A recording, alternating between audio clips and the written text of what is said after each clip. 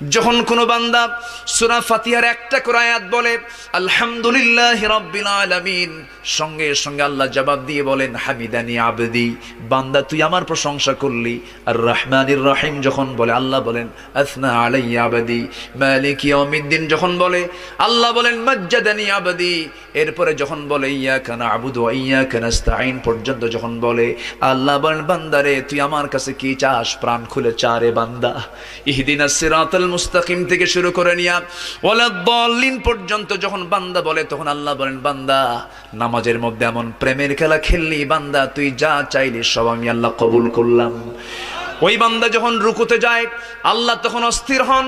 ওই বান্দা যখন সিজদায় যাওয়ার জন্য প্রস্তুতি নাই, সমস্ত ফেরেশতাকে ডাক দিয়ে বলেন ও ফেরেশতারা, এই বান্দাগুলো আমাকে দেখলো না, রাসূলকে দেখলো না, কোরআনকে দেখে হাদিসকে বিশ্বাস করে আমাকে খুশি করার জন্য তার সবচেয়ে সম্মানজনক জায়গা সিজদা আমাকে দেওয়ার জন্য, তার মস্তক আমাকে দেওয়ার জন্য কিভাবে সঁপিয়ে দিচ্ছে।